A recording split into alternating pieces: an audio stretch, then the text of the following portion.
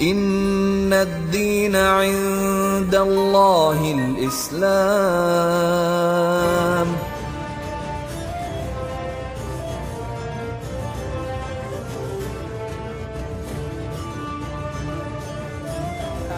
حضور صلی اللہ علیہ وسلم غار حرا میں۔ نبوت ملنے کا وقت جتنا قریب ہوتا گیا اتنا ہی رسول اللہ صلی اللہ علیہ وسلم تنہائی کو زیادہ پسند کرنے لگے۔ سب سے الگ ہو کر اکیلے رہنے سے آپ کو بڑا سکون ملتا تھا۔ آپ اکثر کھانے پینے کا سامان لے کر کئی دن تک مکے سے دور جا کر حرا نامی پہاڑ کے ایک غار میں بیٹھ جاتے اور ابراہیمی طریقے اور اپنی پاکیزہ فطرت کی رہنمائی سے اللہ کی عبادت اور ذکر میں مشغول رہتے تھے۔ اللہ کی قدرت میں غور و فکر کرتے رہتے تھے اور قوم کی بری حالت کو دیکھ کر بہت غم زدہ رہتے تھے۔ جب تک کھانا ختم نہ ہوتا تھا آپ شہر واپس نہیں آتے تھے۔ جب مکے کی وادیوں سے گزرتے تو درختوں اور پتھروں سے سلام کرنے کی آواز آتی۔ آپ دائیں بائیں اور پیچھے مڑ کر دیکھتے تو درختوں اور پتھروں کے سوا کچھ نظر نہ آتا تھا۔ اسی زمانے میں آپ کو ایسے خواب نظر آنے لگے کہ رات میں جو کچھ دیکھتے وہی دن میں ظاہر ہوتا تھا۔ یہی سلسلہ چلتا رہا کہ نبوت کی گھڑی آ پہنچی اور اللہ تعالیٰ نے آپ کو نبوت عطا فرمائی۔ حضور صلی اللہ علیہ وسلم کو نبوت ملنا۔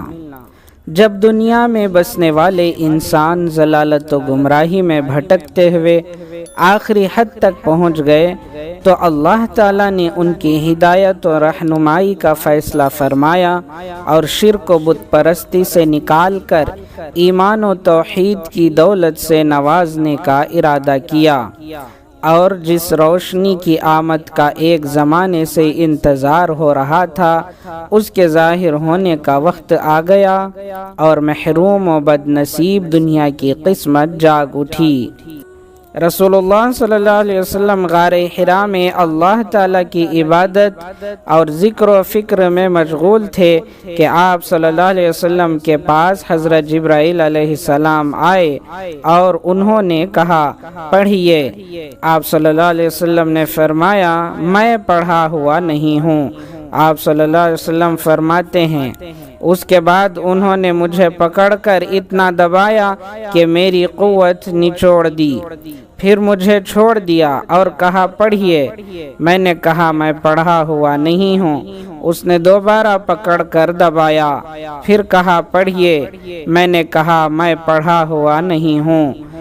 اس نے مجھے تیسری مرتبہ پکڑ کر دبایا اور چھوڑ دیا، پھر کہا پڑھیے اقرأ بسم ربک الذی خلق خلق الانسان من علق اقرأ وربک الاکرم الذی علم بالقلم علم الانسان ما لم يعلم۔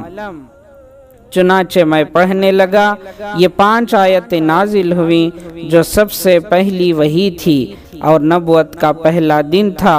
یہیں سے وحی کا سلسلہ چلا جو آخری وقت تک جاری رہا۔ پہلی وحی کے بعد حضور صلی اللہ علیہ وسلم کی حالت۔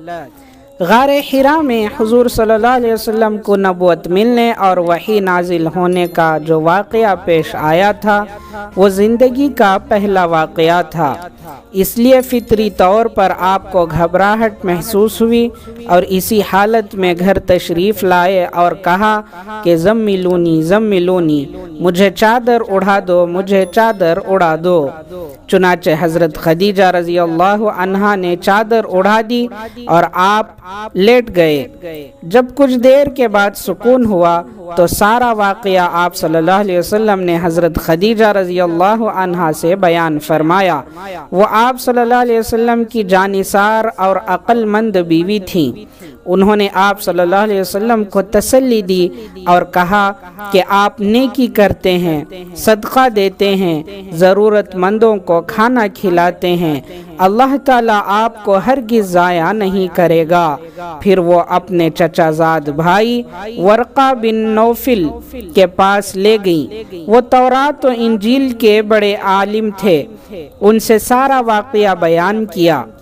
انہوں نے کہا کہ خدیجہ یہ تو وہی فرشتہ ہے جو حضرت موسیٰ علیہ السلام کے پاس آیا کرتا تھا اور یہ اس امت کے نبی ہیں، کاش میں اس وقت تک زندہ رہوں جب قوم ان کو نکال دے گی تاکہ میں مدد کروں۔